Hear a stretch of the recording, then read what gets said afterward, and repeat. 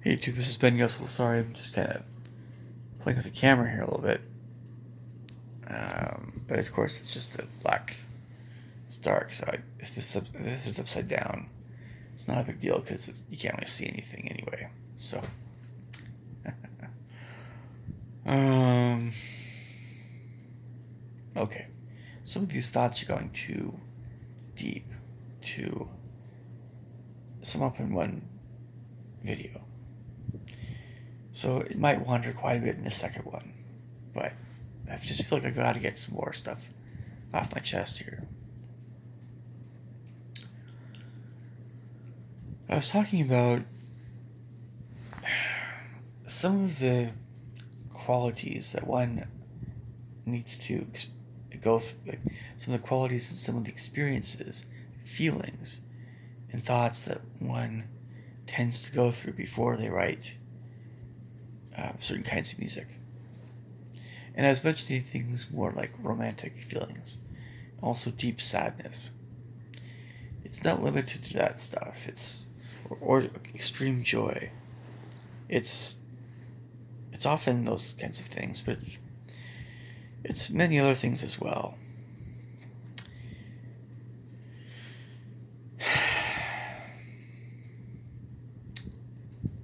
So let's just go through some of this stuff a little bit.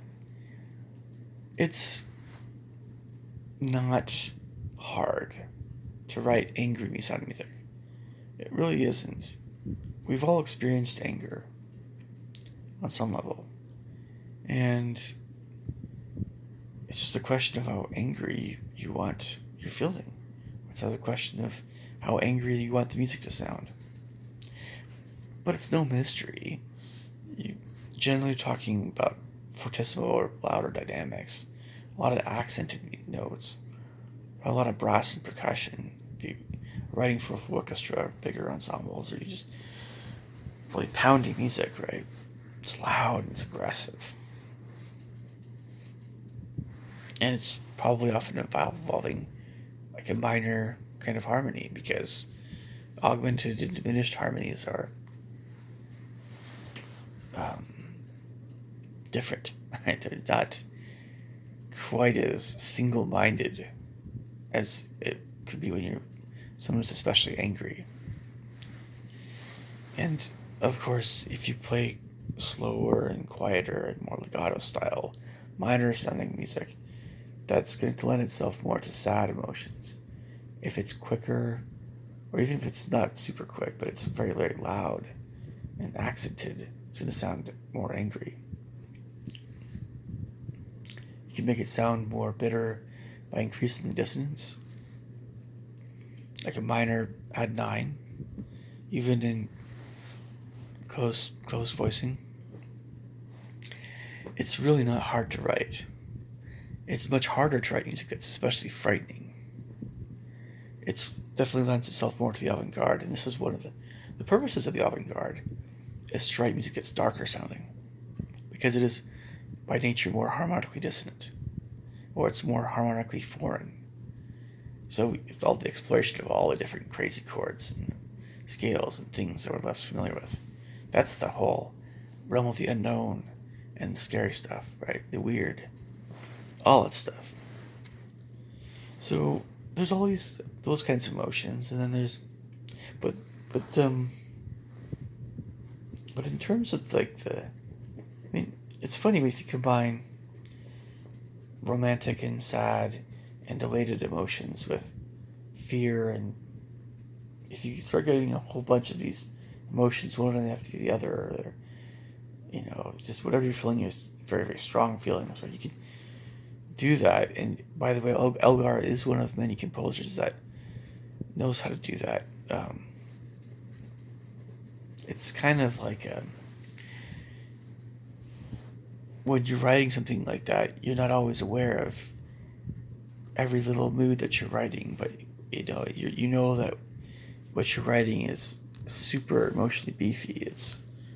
You're really expressing all these really deep emotions, and it takes over. Hopefully you don't have to do anything in the near future that is going to distract you from what you're doing. And yet, yet again, we have all these demands in our time. You know, most of the world doesn't understand how this is for composers. You know, it's just how it is. My life will never be the case. It is already somewhat like this, having all this time to my own. I'm going to probably have less time in the future. I have to it is what it is, and I have to write whenever I can, but it's going to be hard. It's going to get harder, I don't know.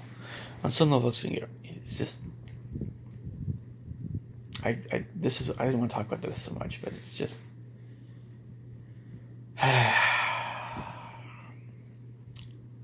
it's hard when you're wanting to write music when you're not really feeling a certain strong emotion. When you're just kind of feeling like blah, like nothing. What often it takes sometimes certain things to trigger certain emotions. So maybe it can be a lot of things, but whatever it is, maybe sometimes you just have to get the ball rolling a little bit. You gotta go there, and you kind of the older you get, the more you know how to get there. But for some music, you've just got to get there. And if it's music that isn't very deep emotionally, then you don't have to do that so much. You can kind of just write what you want to write. It's also, I wanted to mention this about pop music. There's a lot of pop songs that are romantic in a way, but they're really more, I've been told that I have an easy listening side to my music. It's not really fully classical in a way. And actually, I know this, I accept it as a compliment, because full on 100% sounding classical music is quite stuffy sounding, comparatively.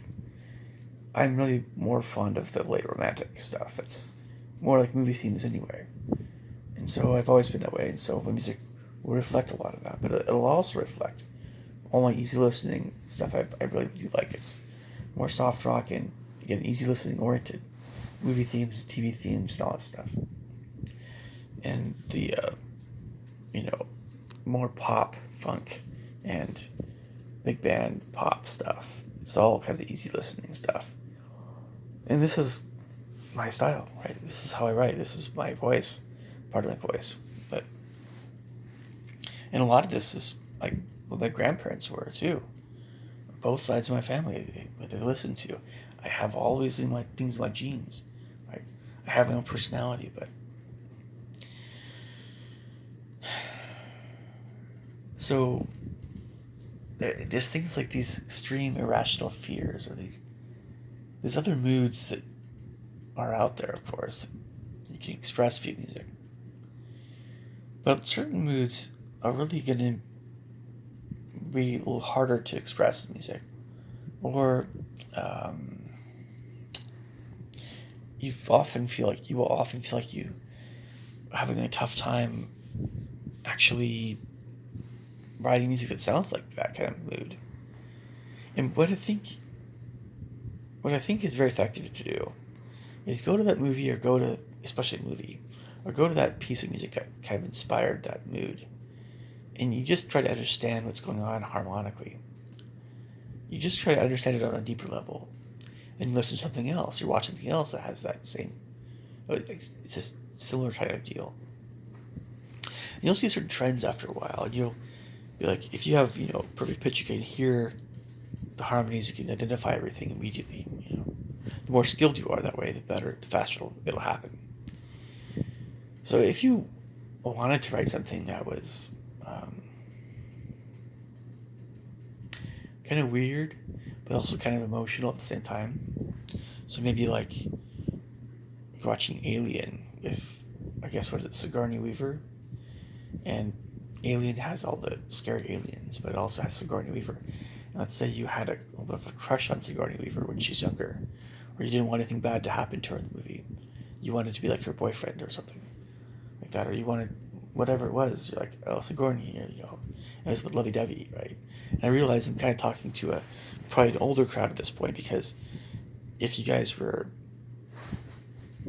younger folks when that first came out, younger kind of at least, you found Sigourney to be very, very beautiful, but she's in this hostile area, this unfriendly, dangerous area, kind of thing.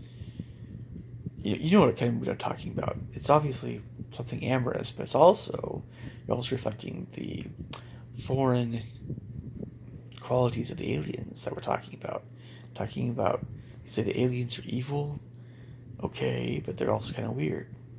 You have those huge heads, right, with that stuff that comes shooting out, or whatever. And so music is going to have that weird augmented, you have some augmented or similar kinds of augmented minor kind of chords, or you could have, unfamiliar scales and things, whole tone scales, but you're also going to have some romance and major minor stuff going on there too. And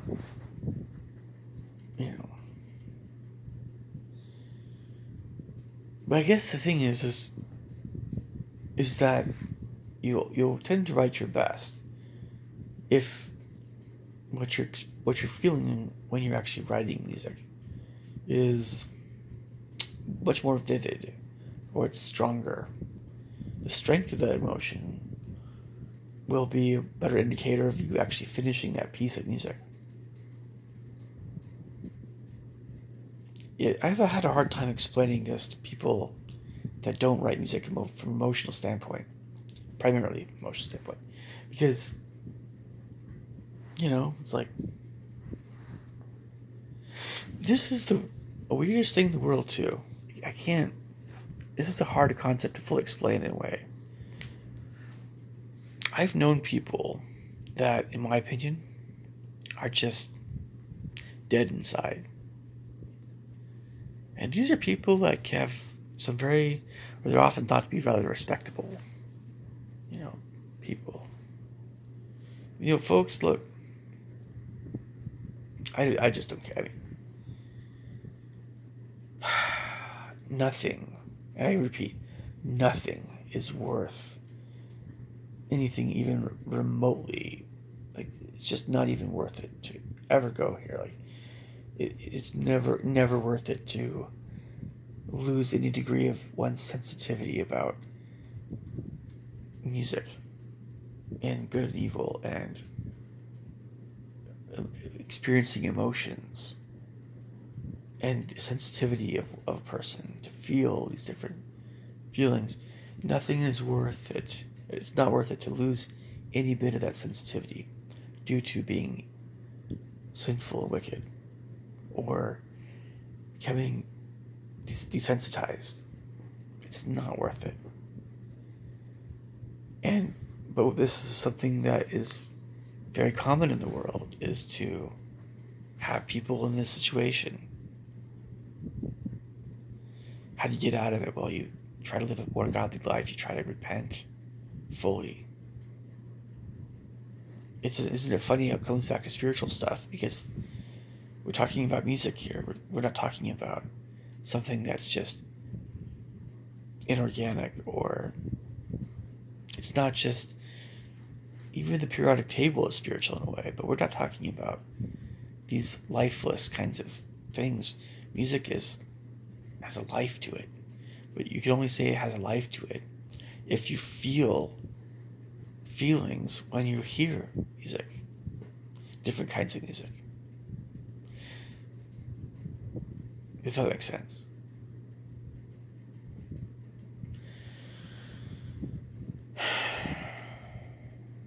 And you see, this is the great divide in music. It's the great divide is not classical versus popular. The great divide is actually music that has real emotion versus music that doesn't. That doesn't really, you don't feel anything. People keep wondering about bad movies in more recent times, that they're all repetitive, and the poppy music is trash, and all this stuff. You know why this is the case, right? It's because folks in Hollywood and folks in the pop music industry that are top 40 pop folks, these are folks that are morally bankrupt a lot of times. They have no more emotion. They have no emotion, real emotion to put into the stuff that they're making. They're just lifeless hollow shells of people. That's what's really going on. It might sound extremely brutal and unkind to say it that way, but that's what's happening. So let's go through this again, shall we? Ever since 2010 or so, at least. How many movies have you really enjoyed watching? I mean, really. Don't talk to me about special effects. Talk to me about all this stuff that I've heard about already, I'm sure. No. No, it's just... It's unoriginal.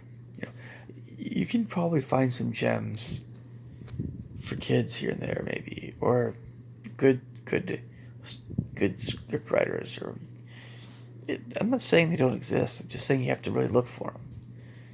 When in earlier times, earlier decades, different deal. It's a different deal.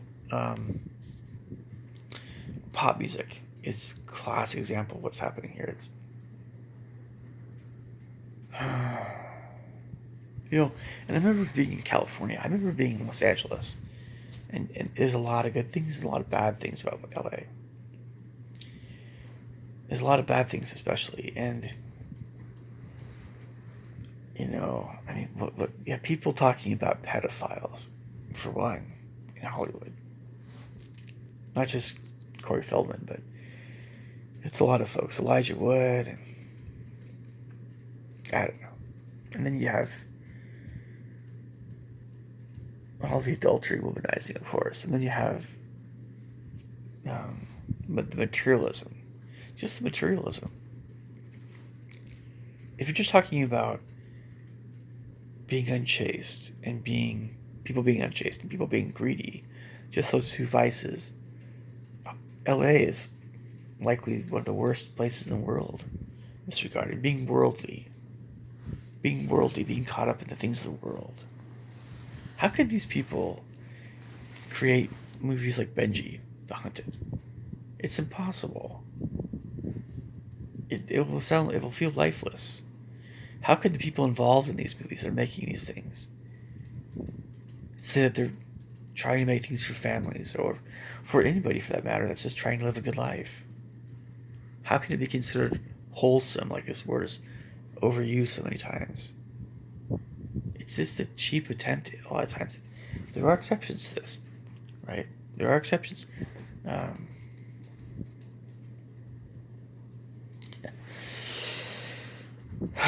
Robert Redford, for instance, is a good man in my opinion, and when he wants to do a movie, he'll,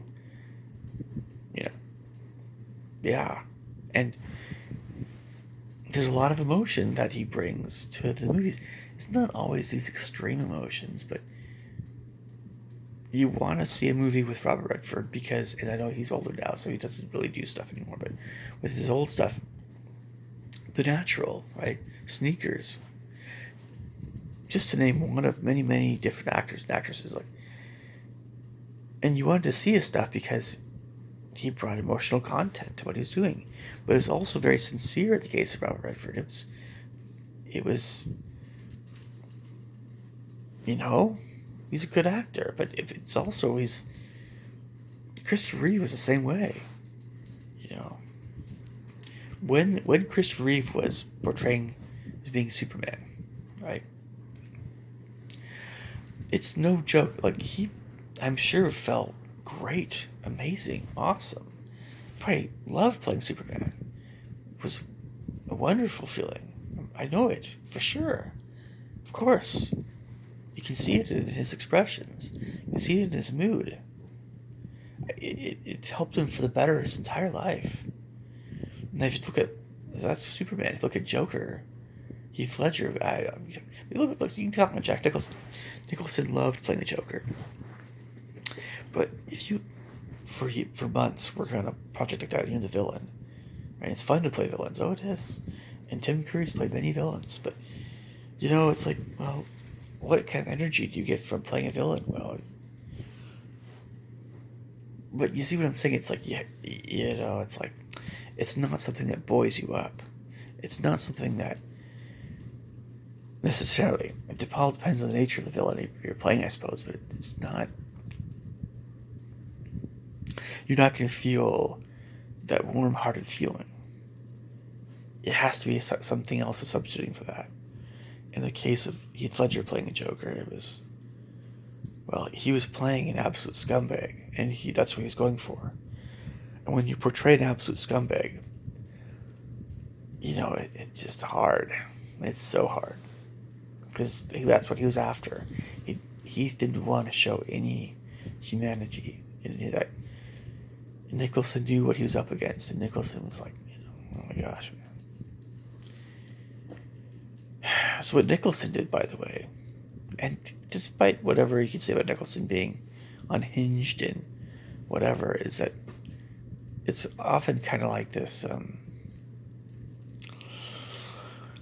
kind of theatrical kinds of things he would do that he relished, he loved doing.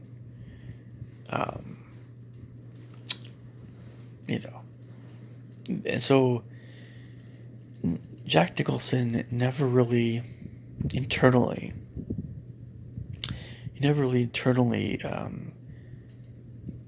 went through the whole process of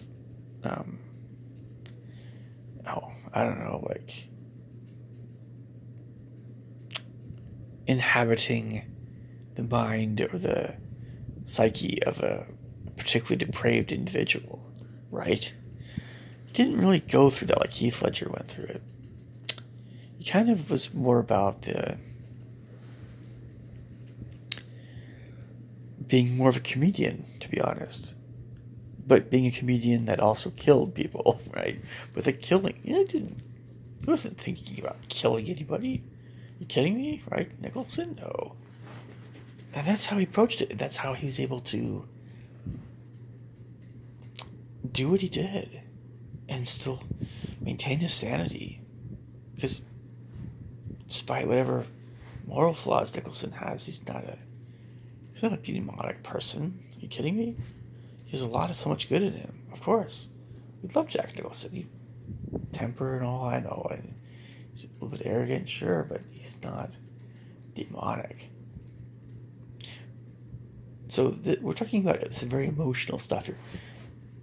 Drama is a good comparison with music, because when you're writing music and it's emotional, or again, you want to be able to express your own emotions, but if it's just emotional content, right? But when you're acting, you have to bring that to the table on some level. Whether it's just an energy about you. When Terrence Stamp played Zod, he used terminology that maybe wasn't super kosher, right? He said, when he's auditioning for the role of Zod in Superman, that he used the word orgasmic. Whatever.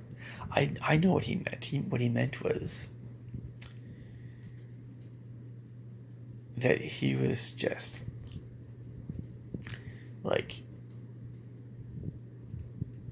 he didn't hesitate about any of his lines. He was really super mentally present. He was in the moment. When he got back to do this audition from this trip somewhere, I was listening to this interview about this, and and it worked, right? He was there. We love General Zod, but he's the villain, right? He's villainous.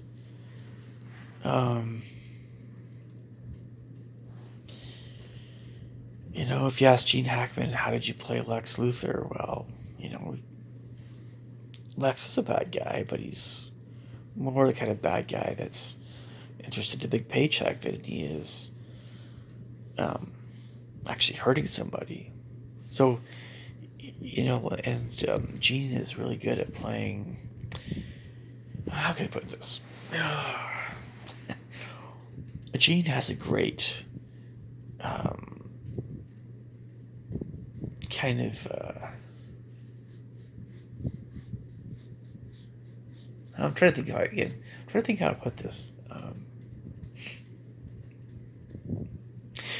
I don't want to say it's a blue collar thing, but Gene is very much an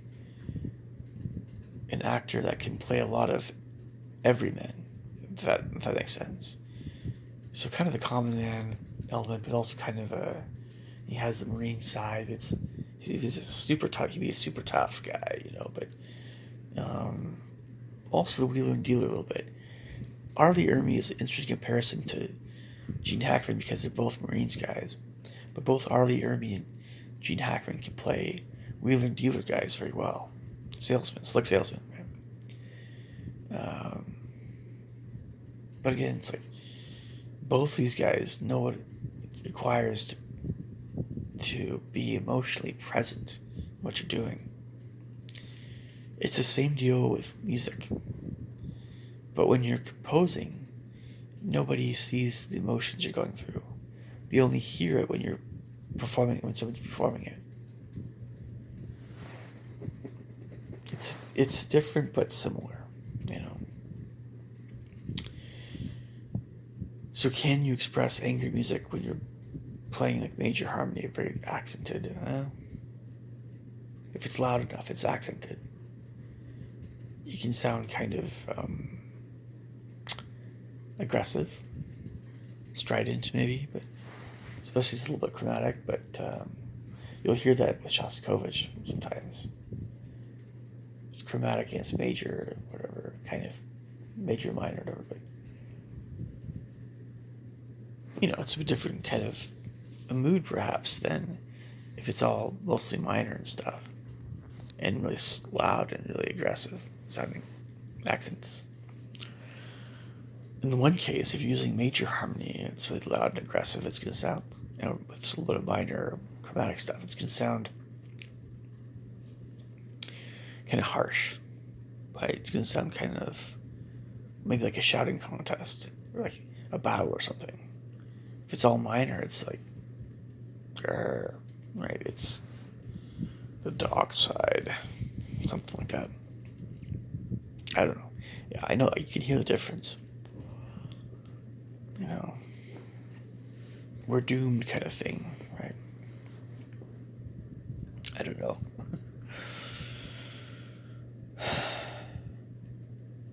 And so I guess it's just there are things that help us come alive more when we're writing music, and things that maybe kind of dampen our desire to emote via music. And I'm wondering if anybody is watching this video that has been through avant-garde composition classes or college music classes, and they feel just a little bit more dead inside because of all the academic stuff they had to go through. And so one of the things I would say is simply this. It's, a professor can teach a lot of things to a student, but, it's like, what have they written? What have they experienced as a person? What have they performed if they're a performer?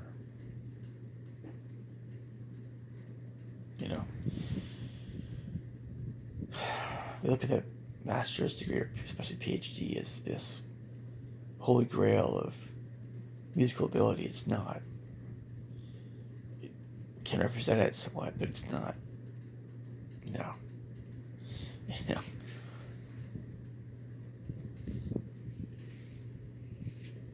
It's, there's no substitute. There's no substitute for experiencing emotion, intense emotions. and then when you learn all the elements of music, you take those elements and you emote. It'll come, right? Don't think about what you're doing. If you think about it, okay, but keep feeling. It sounds like Bruce Lee again. Don't think, feel, right? Don't think, feel, right? If there's something you said for that whole train of thought with music, definitely it's not just martial arts, it's also music. Okay, leave your thoughts and comments below. I'll catch you guys later. Take care.